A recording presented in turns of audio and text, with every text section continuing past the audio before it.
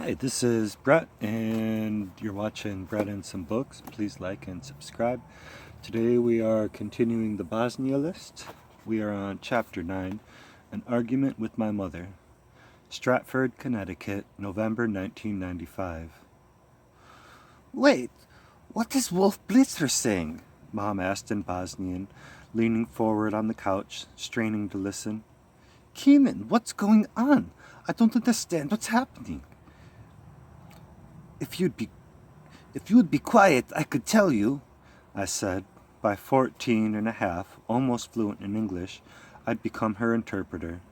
Sitting on the brown shag carpet with my legs crossed, I inched closer to the television.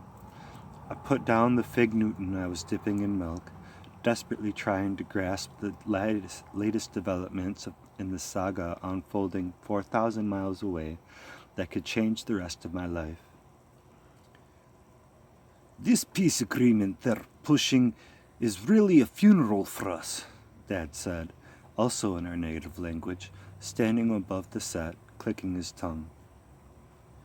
Stop that noise! I can't hear anything, Eldon said as raised his voice, getting up to turn the volume higher. He stood next to Dad, listening intently. My brother crossed his arms and shook his head. I can't believe this. What a mockery of justice. Shtakaju? Shtakaju? Mom kept asking me, what are they saying? What are they saying? She was impatient for the latest update. It was the Sunday after Thanksgiving.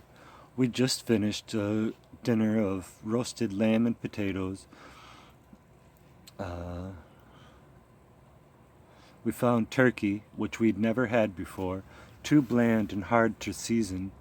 We were sitting in the living room of the new, modest two-bedroom house we could barely afford to rent for $900 a month in Stratford, Connecticut. It was the fifth place we'd lived in 2 years as we scrambled to regain some semblance of security amid many odd jobs and my mother's sickness. While my American classmates had spent the holiday weekend yelling at football players, we'd been huddled around the special CNN evening news, shouting at the anchors reporting the end of the Balkan War. After another dispatch, Mom turned to me. Ishto stara? What now? She wanted to know. So did I. For the last 3 months, I'd been getting elated, getting goosebumps each time I read breaking news or saw video footage on TV of the Croatian Bosnian forces mobilizing against our common enemy. We were gaining strength, forcing the Serb soldiers to flee my country in trucks and tractor convoys. It finally looked like a Bosnian army victory. I'd been expecting to hear any day that we'd officially won the war. But now I stared at the TV in shock, translating the newscast word for word for Mom, trying to follow the complicated story. Just as the tide was turning, it looked like Bosnian forces could actually win Europe's deadliest conflict since World War II. Serbian President Milosevic threatened to step up the vicious attacks on us that he'd denied making in the first place. Instead of standing up to Milosevic's bluff and realizing he was just trying to save face, NATO was pressuring us into an unjust peace. Devil, Mom said through the clenched teeth as Milosevic's photo shone, calling him a genetically deformed maniac. Foo! She shouted, as if spitting out rotten meat. Magarak! My father called him a donkey. Supposedly, German Chancellor Helmut Kohl and President Clinton were sympathetic to our plight. But Special U.S. Envoy Richard Holbrooke was threatening our president, Alija Izetbegovic, with airstrikes until he stopped our troops from advancing. According to Holbrooke, NATO would bomb us if we didn't quickly sign the Dayton Accords.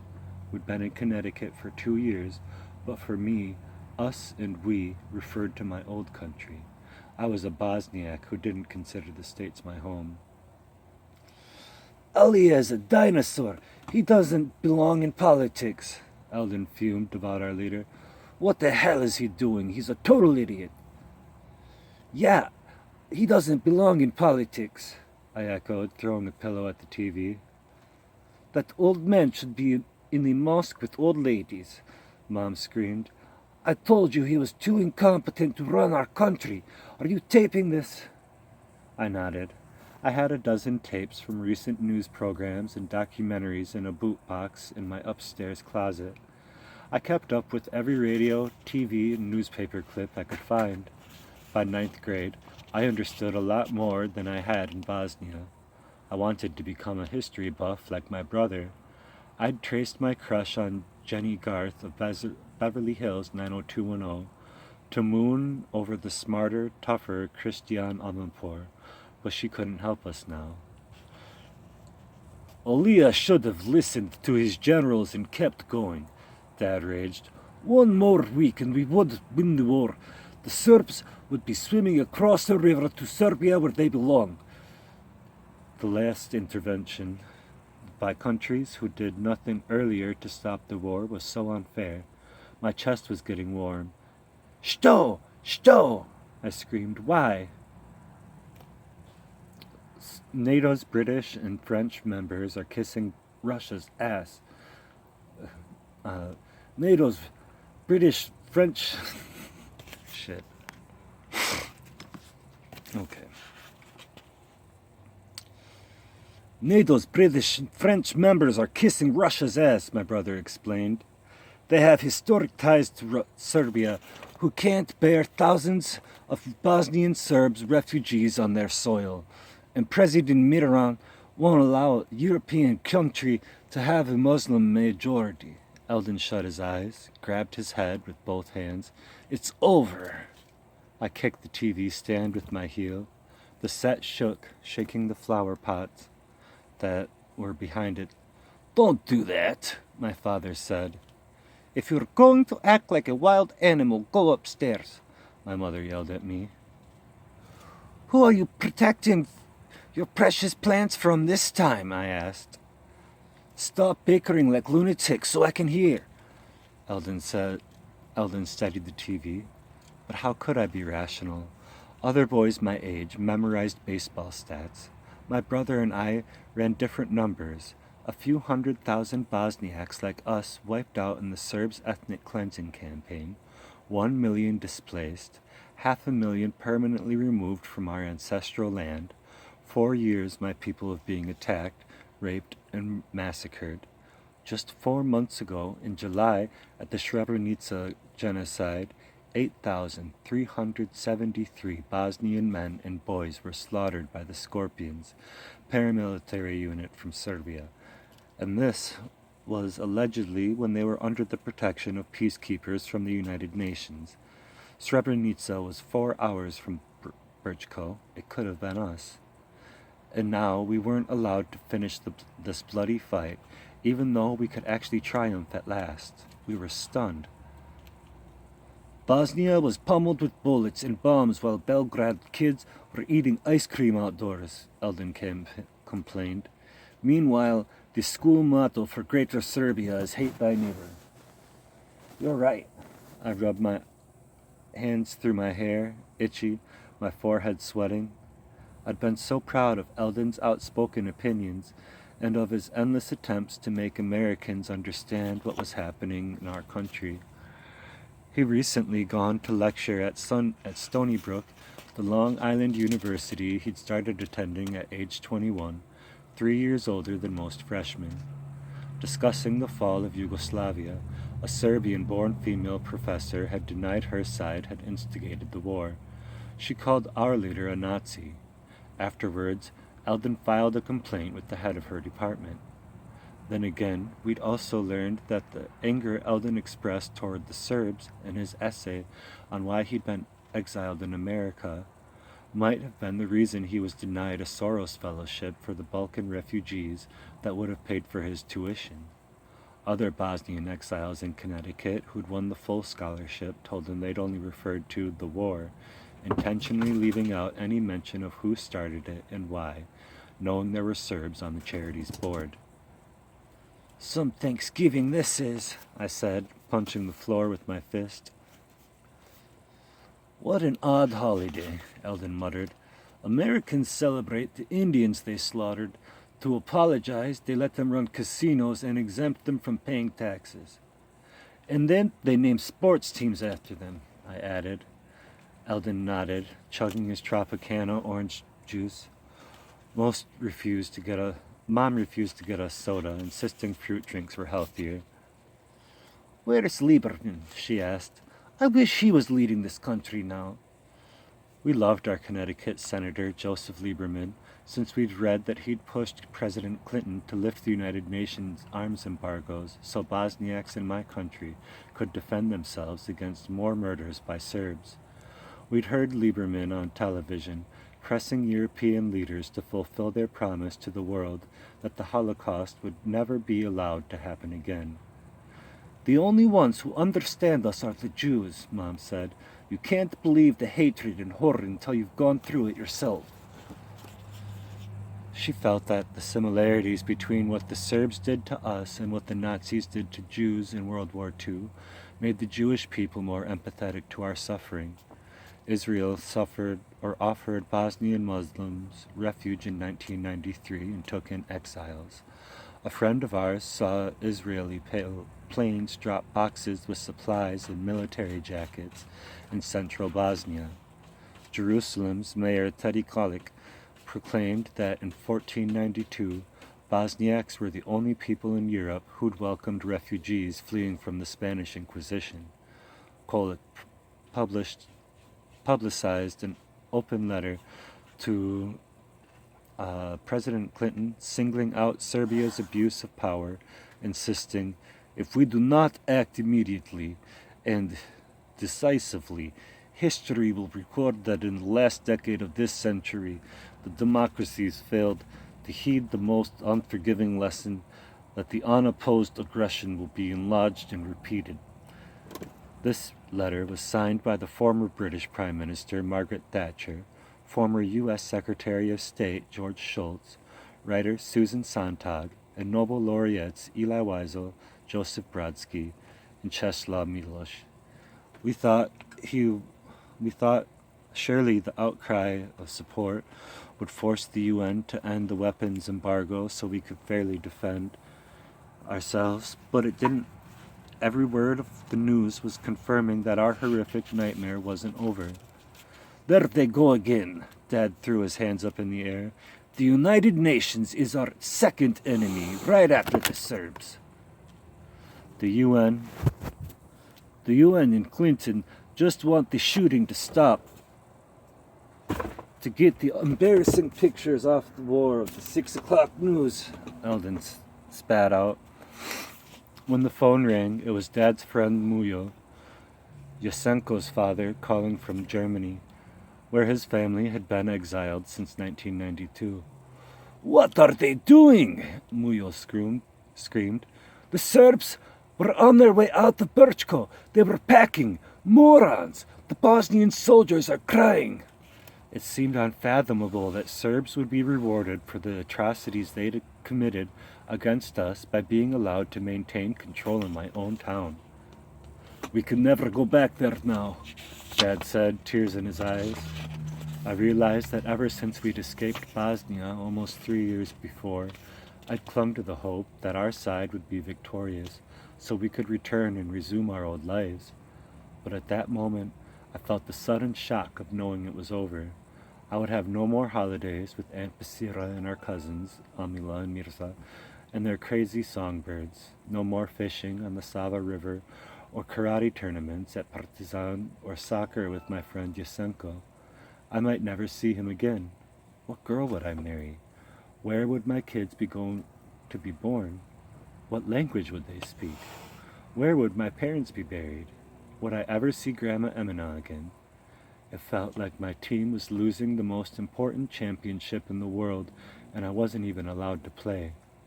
"Never," I repeated, my voice cracking. That week, coming home from an after-school basketball game, I was depressed. Eldon had gone back to his college dorm late Sunday night.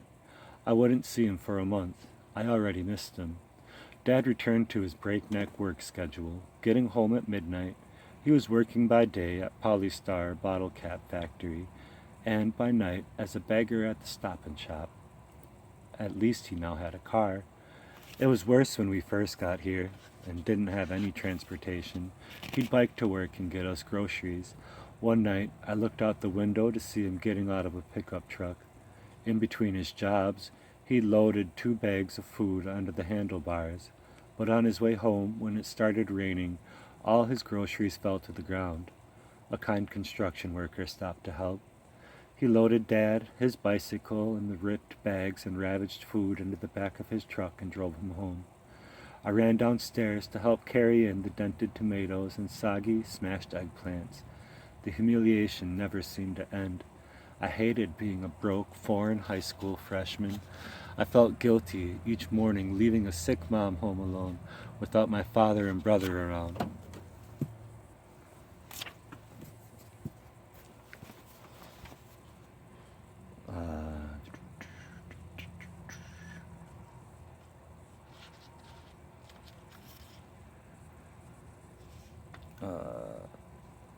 Coming home one fall Friday, I took off my new metallic.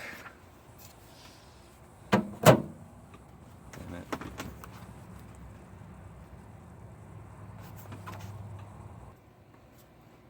Okay, back. Coming home one fall Friday, I took off my new metallic Nike Air sneakers, an early birthday present she'd bought me, and put them on the mat outside the door. Inside, I found my mother sitting at the dining room table in front of an old Selectric typewriter, a piece of paper and the roller. "What are you doing?" I asked. "I'm working on the story of how we came here," she said. "Why, nobody gives a damn what happened to us," I told her. "That's not true. Look at all those important people who signed a letter to President Clinton," my mother argued. "Someday, when I'm not around, it will be documented for you and your kids." Since she'd been ill, I hated when she said things like that. "Don't worry. I remember every second of the war," I said. We'd been in Connecticut for 2 years, but there was...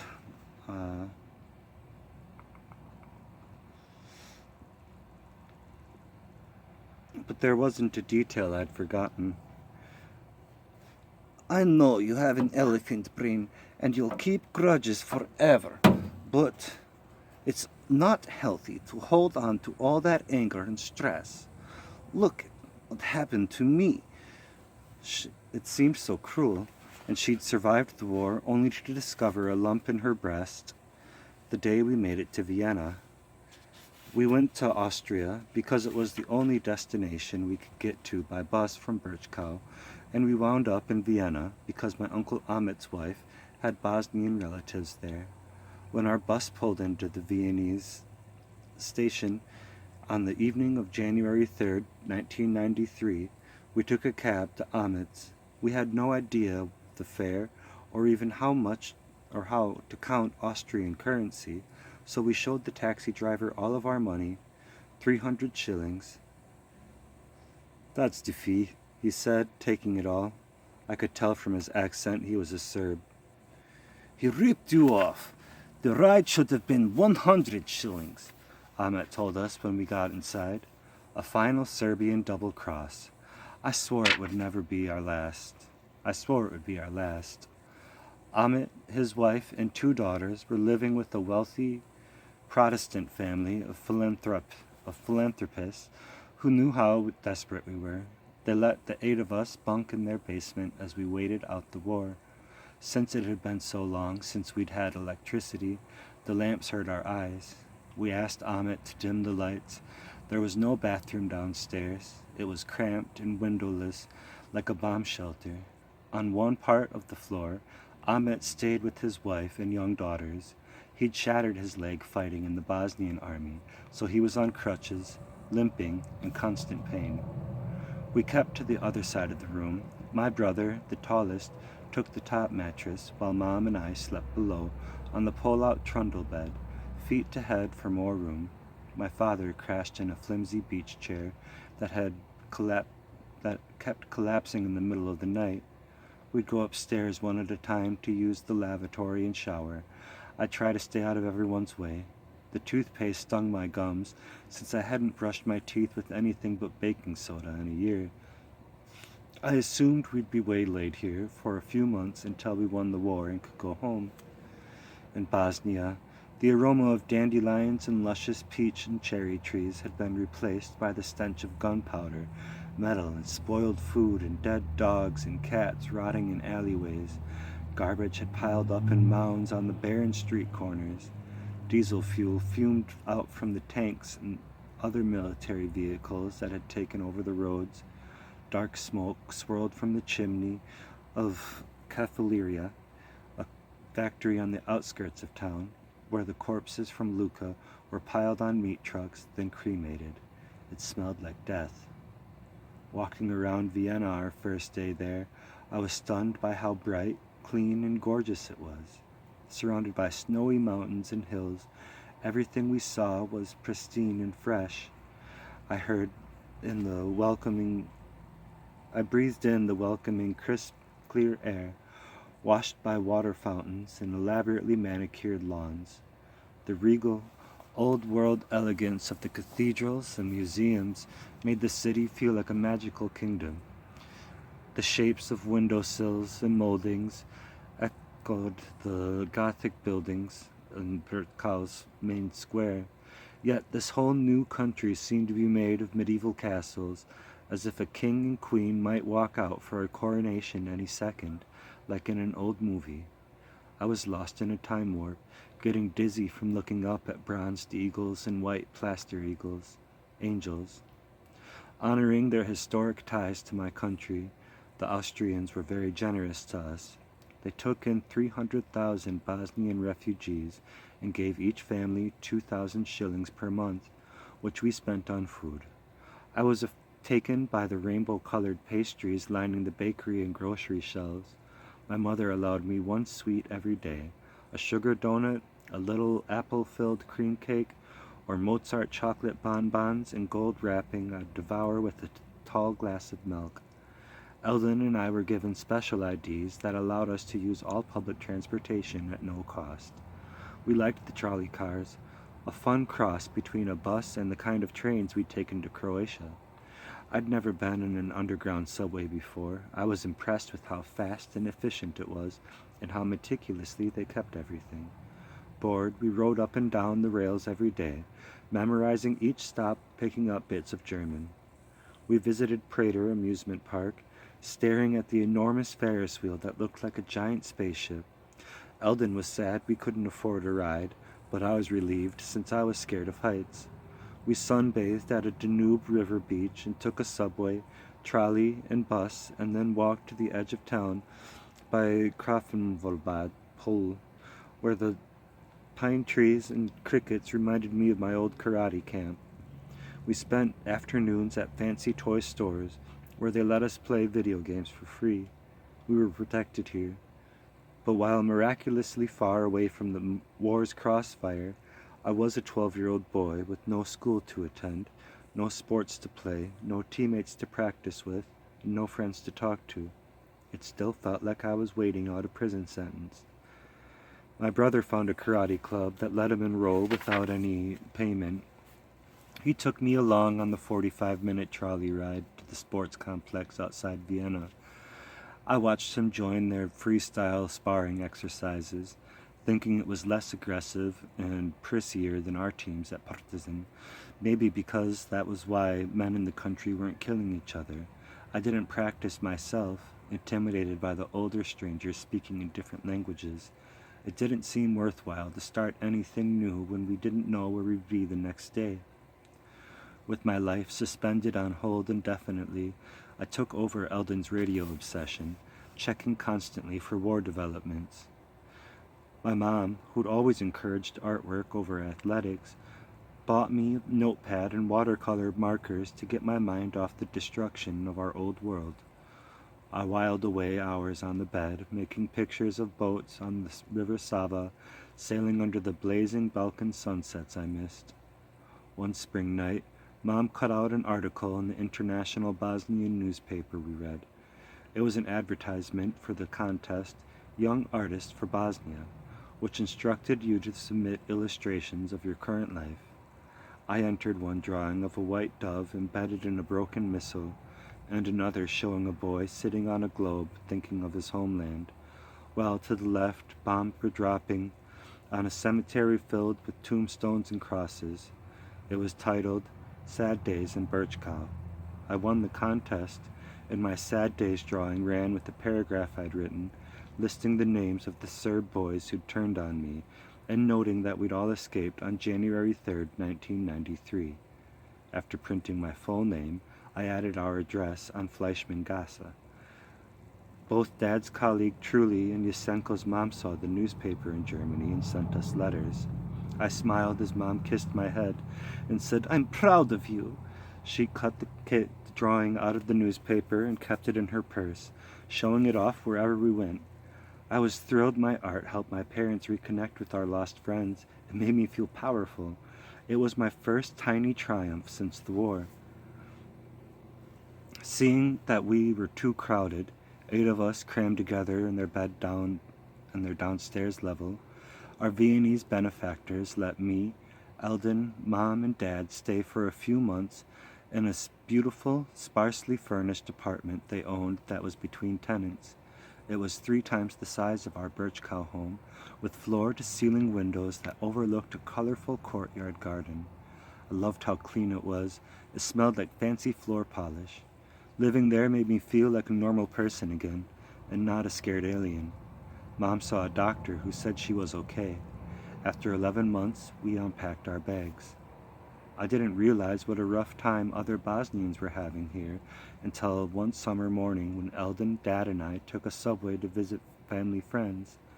It turned out they were being housed with hundreds of other Balkan refugees in a cold, sterile-looking former hospital with a broken elevator and just a curtain for privacy. Kids were screaming, their shouts echoing down the hallways. I saw how lucky we were to be living in a nice private home. But then, early that evening, we returned to find my mother outside the apartment. She was screaming at an officer in an Austrian police uniform. 2 Polish workers in overalls were gesturing at each other in confusion. The couch, the bed, and our bags were sitting on the sidewalk. We rushed over to her. "You can't do this to us!" She yelled in Bosnian they couldn't decipher. "I can't handle this anymore! They threw us out of Brčko, now they're kicking us out of Vienna." Oh no, where were we going to go now? I was afraid we were being ousted again. But when Eldon spoke German to our Viennese landlord over the phone, they immediately cleared up the confusion and apologized.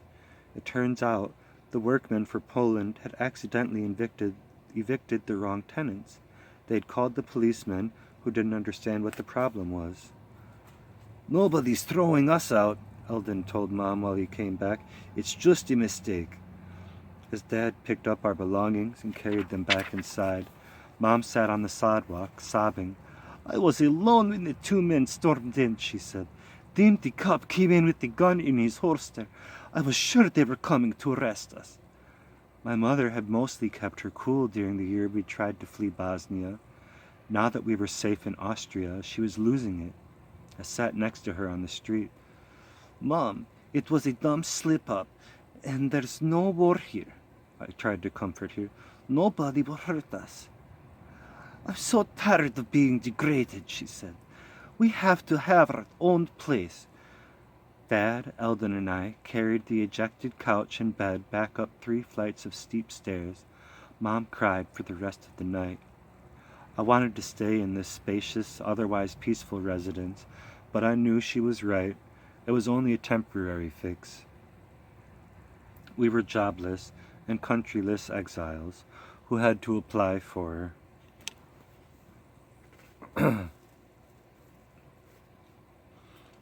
new visas every 3 months. We'd go to the passport office in town, and they'd stamp our passports, which still said Yugoslavia, though that country no longer existed. The Balkan War was raging, with no solution in sight. Even if it ended, We feared we could quickly be sent back to a hostile land with no apartment to return to. We knew how much competition there would be to legally emigrate to Austria. I bet they wouldn't let 300,000 Bosniaks get permanent residency. We couldn't officially stay there, but we couldn't go home either. After 5 months in Vienna, we started looking around for a bigger place with fewer refugees to move to. We applied for emigration on several different continents, wondering who would have us. The family we stayed with, as it turned out, was pretty well connected and knew the Austrian ambassador. Eldon and Dad did his gardening to earn extra money. The dignitary liked us and offered to help us get to Canada or Australia, but advised, "If the United States accepts you, go there." Luckily, we were soon called to the American embassy. All four of us went, wearing the casual clothes we'd carried on our backs from Bosnia. We took a subway and a trolley there. Dad and Eldon knew the most English, so it was decided they would speak. "Make sure you give the man a firm handshake and call him sir when you talk to him," Dad instructed, buoyed with hope. In April 1993, we were interviewed by a soft-spoken American man wearing a blue suit.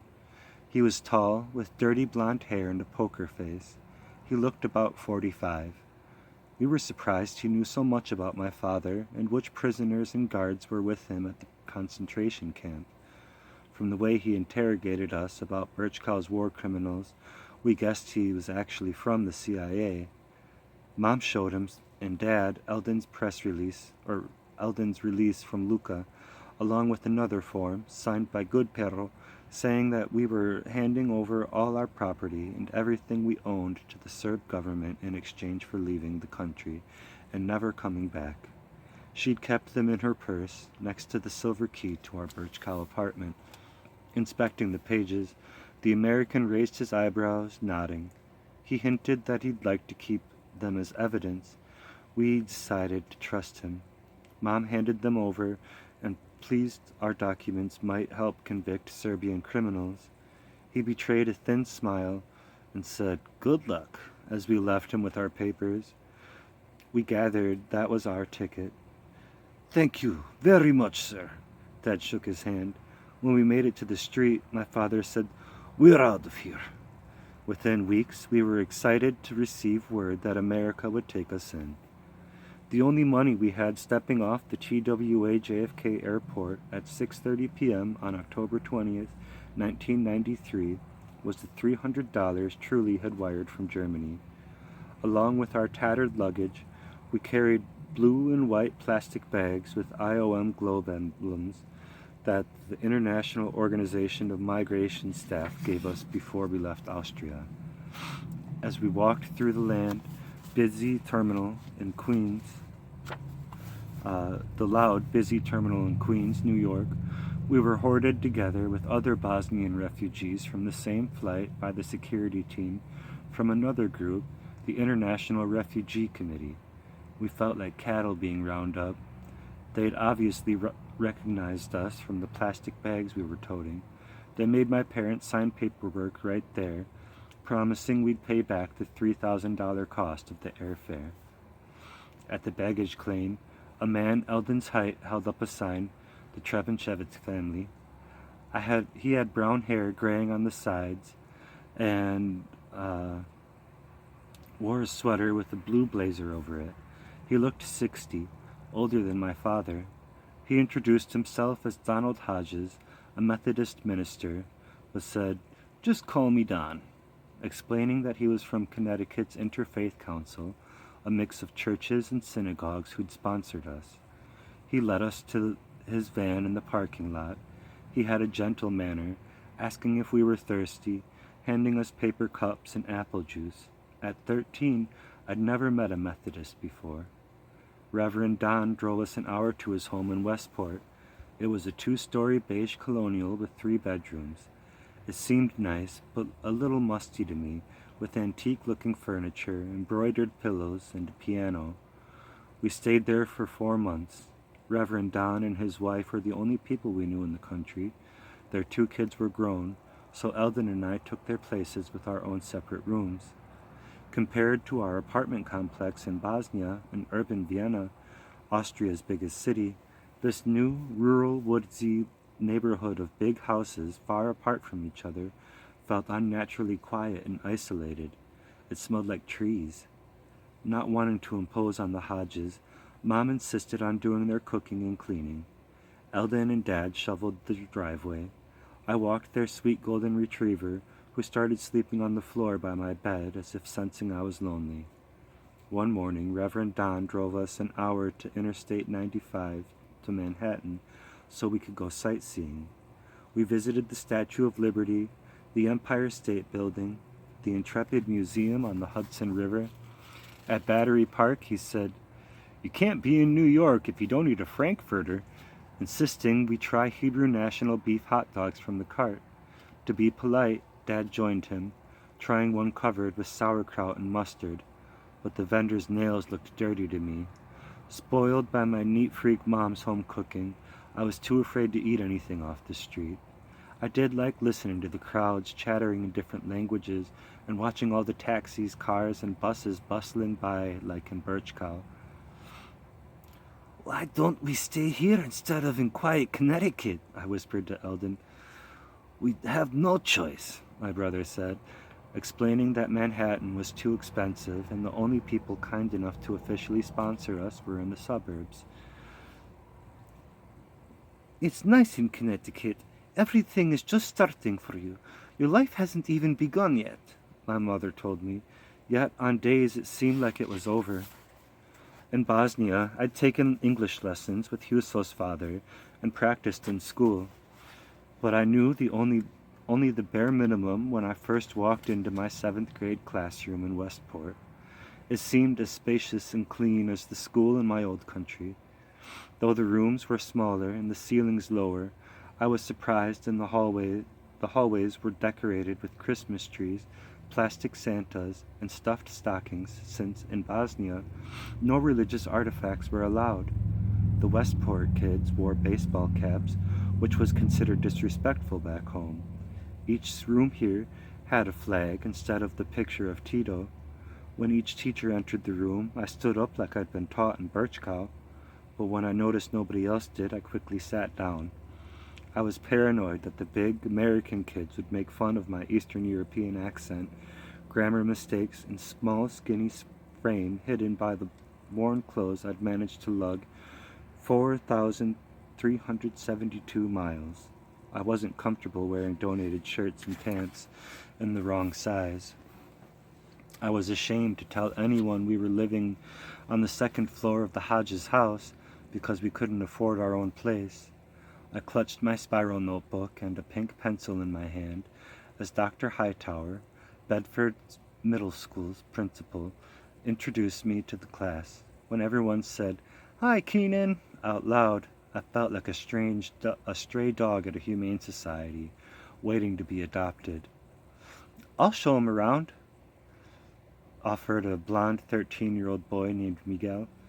He pulled up a bench and invited me to sit next to him in the front row. He was shorter and skinnier than me. I sat stiffly with my arms crossed, afraid to do anything that would turn the class against me. I couldn't understand half of what these kids were saying in this slower, softer language. I missed my old apartment, my karate team, my Bosnian pals.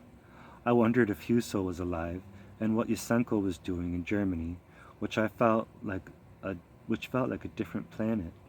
I hadn't seen or spoken to him in 3 years. Mom said it was too expensive to call him there. I had no reason to trust anyone else. Most of my old playmates from Bosnia, along with my former martial arts course and favorite teacher, hated me and wanted me to die. I pretended not to care, but I did. I held on to each slight from my past, replaying the demeaning betrayals in my mind. I couldn't let go of the bad memories. Everything was too important to me. At recess, that first day of school in America, everyone was pointing to the new foreign kid. Miguel handed me a basketball. I threw the ball at the backboard carefully and made one shot. Miguel gave me a high five. "What's your favorite soccer team?" Mine's Real Madrid, he told me. Yugoslavia no more, I said, regretting my favorite had split up like a country. Are you okay? He asked. Are you hungry? We sat together at lunch in the cafeteria. I ate the salami sandwich my mother made me. He shared his tater tots with ketchup. It was the first American food I liked. Miguel walked me to our other classes that afternoon and put me on the right bus that night. But it was freezing 35-minute walk from my bus stop to Reverend Don's house. I was always the last student dropped off. After a few days, the bus driver asked my name, where I was from, and where I lived. When I told him, he introduced himself as Afir from Israel and said that during his stint in the army, they were rooting for Bosnia in the war. From then on, he dropped me off right up to Don's driveway, but made me promise not to tell anyone. Miguel took a different bus home and had a British nanny who sometimes picked him up from school. He invited me to his big, book-filled house, which looked like a villa. We swam in the pool in his gated backyard. They were rich, cultured, successful. Why was he being this nice to me? It turned out he had a Spanish father and a Catholic American mother. Why, his English was fluent, and he'd recently moved to Westport from Spain after his parents divorced. He understood what it felt like to be alone, sad, and displaced. I glued myself to Miguel. Whatever he did, I did. We biked to the store where he bought me football cards we'd collect and trade. We played video games that he'd always win. He got me into basketball, football, and water polo. He taught me how to throw and hit a baseball, a game I'd never tried before. He gave me hockey pads and a mask and kept smashing the puck at me, insisting I learn to be his goalie. He was the most competitive kid I'd ever known, aside from me. No wonder we got along.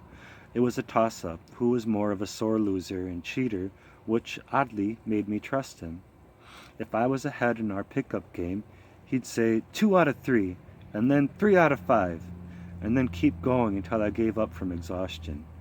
If I made a basket, he'd switch 3 points or 2, or lie and say I'd stepped on the line. If I was losing, when he'd go for a layup, I'd stick my knee into his thigh to slow down his streak.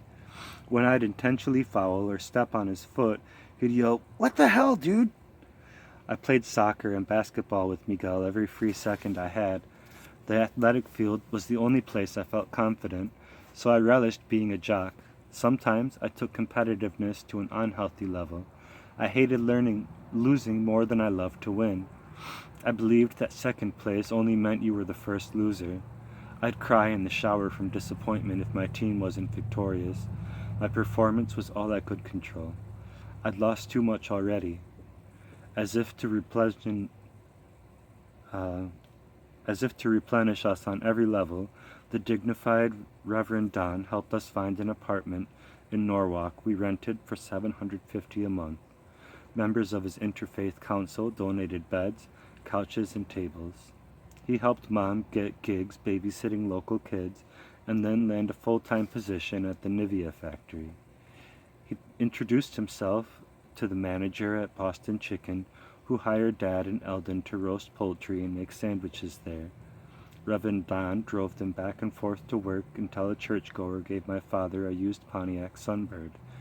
Unfortunately, it kept breaking down and we didn't have money for new parts. One day, on the way back from an afternoon at the beach, the transmission blew. For some reason, the car would only drive in reverse, so Dad drove us home backward until a cop stopped us. When we explained we were from Bosnia, he had a tow truck take us to an auto shop that fixed it that week, though it kept falling apart. Reverend Don also assisted with healthcare connections, hooking us up with a generous Jewish orthodontist in town who gave me braces for free and took care of me for 2 years. "I'm so thankful you don't look like a rabbit," my mom said. But it killed me that I couldn't do anything to mend her. From the moment we landed here, she was out of it. She would sweat all the time, didn't like the humidity or heat, ate cold fruit instead of hot food, and took naps every day. It was totally unlike her. At Norwalk Hospital, she was examined by Dr. Beinfield, an older surgeon who was Jewish. We met people of all religions here, except Muslim. We'd heard Dr. Beinfield was the best oncologist there. He did tests on the lump from her right breast, broke the news that she'd been misdiagnosed in Vienna, and explained it was cancerous. Dr. Beinfield, in his 70s, was about to retire. Yet, after hearing what we'd been through, he insisted on operating on my mom himself. He made sure she didn't receive one bill for the surgery and chemotherapy. She was exhausted by the treatments, but she worked different odd jobs while trying to recover her strength. What little money we had went to her medication, our rent, and the gray used Pontiac my folks needed to get to work. Eldon spent his free time studying for his SATs so he could get into college. I was glad Mom approved when Miguel's mother offered to pick me up on the weekends.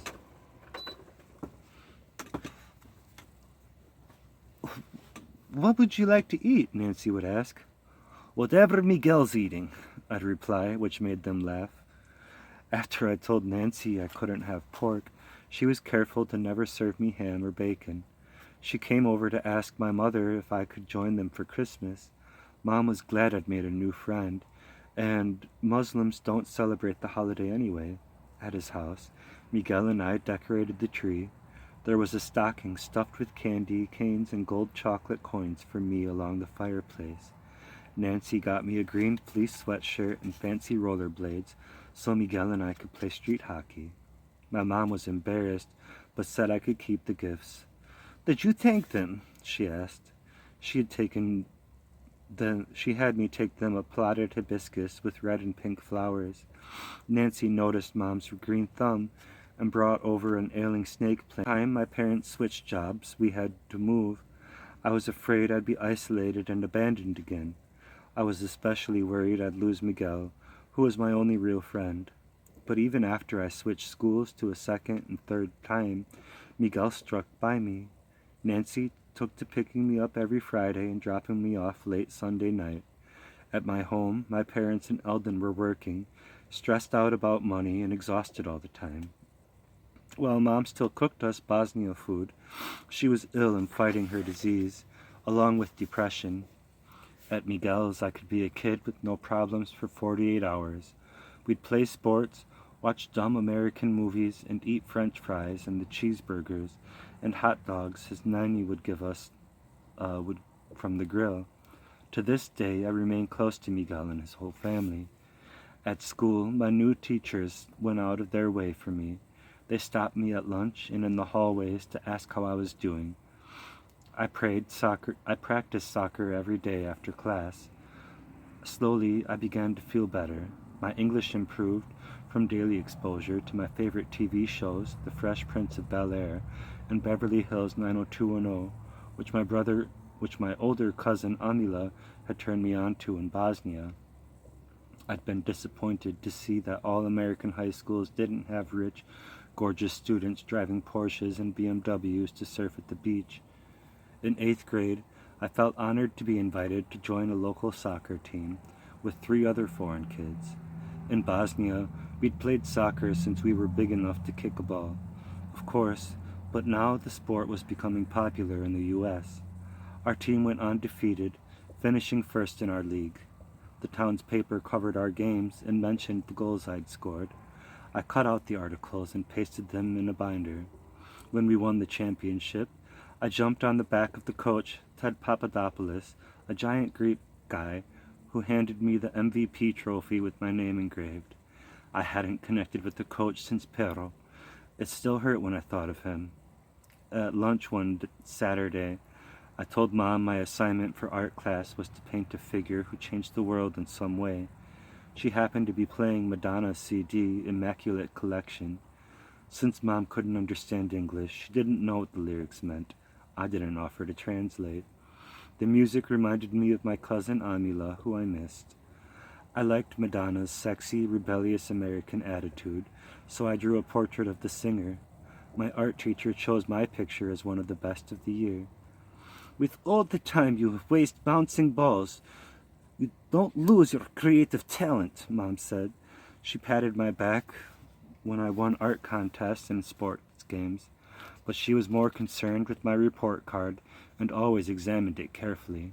When I got A's in history and science, she'd give me a kiss and my father would give me a high five. My friends' parents rewarded their high GPAs with money, presents, and cars. My folks' response was, if you don't get all A's, you'll wind up working tough factory jobs with no security like we have to. While my brother and I made good grades and friends in school, Mom and Dad had a rougher time. In Bosnia, they were established and prosperous, embedded in a sweet, kooky clan who adored us. Here, they were middle-aged misfits with no recommendations, careers, connections, or command of the language. Dad's English improved, but my mom didn't speak a word of it when we landed in Connecticut. The last time I saw her happy was the day she framed my karate diploma in 1991. In some ways, surviving the war trapped in Birchkow was easier than establishing new lives in the United States. My father refused to consider welfare. He took any job he was offered, whether it was painting houses, sanding yachts at the boat marina, or roasting chickens at a fast food joint. The steadiest was working the assembly line at Polystar, a company owned by a member of Reverend Don's church, where he made minimum wage, getting $25,000 a year. He supplemented that by working the late shifts at Stop and Shop. He'd leave the house at 6 a.m. while eating dinner. While he wasn't studying, Eldon also tried anything that paid. He briefly sold Cutco knives door to door and was carpentry assistant and busboy at Pancho Villa's before joining Dad at Boston Chicken and the Fruit Cup factory. After Mom left the Nivea factory, she became a data processor at a lingerie firm because, like Dad's position, it came with good health insurance. This, unfortunately, turned out to be the smartest decision they made. As far as we knew, we were the only Bosnians in Westport, Stratford, or Norwalk, but at a picnic arranged by the Interfaith Council, Reverend Don drove us 2 hours to meet 30 fellow refugees who were living in the state of Connecticut. Everyone was grateful to be in the best country in the world, working hard, comparing blueprints of their American futures, working with filled with ESL language classes, university degrees, better jobs, bigger cars, nicer housing. I harbored a secret plan myself. After Bosnia won the war, we'd all go home. It took us 2.5 years, after staying with 2 different families and then moving to 4 different Connecticut rental apartments in the area, to finally unpack our bags in our own rented house in Stratford in the fall of 1995. It was comforting to nest, even if our furniture remained mismatched, a mismatched suite of tables, chairs, second-hand beds, and lamps donated by Reverend Don's interfaith gang. One neighbor gave me his used bike. I was glad to have it, but it felt weird being a charity case for so long. I'm sending the last check to pay back the International Rescue Committee for our airfare here, my mother told me one cold December night. She felt pride in paying off our debts. Yet I'd been inconsolable because the war had ended in a stalemate. I couldn't understand why bad guys who had attacked us were allowed to remain in the land they pirated and destroyed, while the innocent people who'd done nothing wrong were further punished with a life sentence of exile and couldn't return. It went against everything my parents had taught me about why you had to be honest and fair and good. And now I was eternally stuck in this tranquil, tree-filled suburb with no sidewalks, where you needed a car to get anywhere, where in winter it got dark too early, everything closed by 9, and everyone went to bed. Eldon and Dad were too tired to play with me. Mom was too sick to drive me around. Nobody came to visit us anymore. I missed my friends Yasenko and Huso. I wanted to see Grandma Emina, Aunt Basira, and my cousins with their turtles and crazy birds. Connecticut was no longer just a way station to tolerate before I could get back to my homeland where I belonged. I was scared to think this was all there was. I tried to remind myself how blessed I was. Too many Bosniaks were dead, maimed, and orphaned. I hadn't lost my father, my mother, or Eldon. I'd never had nightmares or suffered from post-traumatic stress disorder like other survivors. Although I'd been close to the fighting, I'd never saw anyone get killed. Throughout the year, we were outcasts in Birchco. At least we had each other to cling to. We never gave up hope. Everyone told me we were fortunate to escape, mostly unscathed, and to have shelter and good food on the table. My brain knew they were right, but inside I felt so angry and lonely and lost. Indeed, my mother would go to work and then drive to the hospital to get chemo, come home, and cook elaborate meals. Since Dad worked late and Eldon was soon accepted to college, most night it was just us two. She started out serving me only Balkan food, but once a month when she got tired, I'd talk her into ordering Pizza Hut's mushroom pizza with cheese crust, or going to Stop and Shop for apple pie, which we'd never had in Bosnia, or picking up a mixed assortment of Dunkin' Donuts Munchkins donut holes. For my 15th birthday dinner, I had 3 helpings of the beef stew and vanilla biscuits she made from scratch. She served it on the new mahogany table she'd bought at a tag sale. I knew she liked it because it reminded her of the nicer one we'd had in Birchcow. "Get your glass on the coaster now! Don't you dare leave stains!" she scolded, grabbing a towel to wipe up the tiny dots of water on her second-hand wood. "What are you keeping it for this time, Daka?" I blurted out.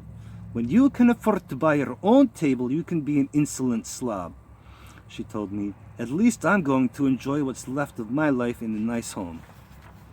I put my glass on her coaster. After the special meal, we sat in the living room. "Let's watch a movie," she said. I noticed the VHS tape she'd rented for $1 from Blockbuster on her way home. "Oh no, not Schindler's List again." She'd already seen it 5 times and had made me watch it with her twice. "How about something lighter? Back to the Future is on TV." "You're one to talk," she said. "You saw all 3 of those future movies in Birchco with your brother, and you watched them all here too." She joined me on the beige couch holding a bowl of fruit salad she'd sliced fresh for dessert. "Who wants to see another Holocaust movie? I'd rather watch a comedy." "Cause shouldn't fly," she said. "There's nothing you can learn from that." "Why do you have to be so deep? Why do you have to be so stubborn?"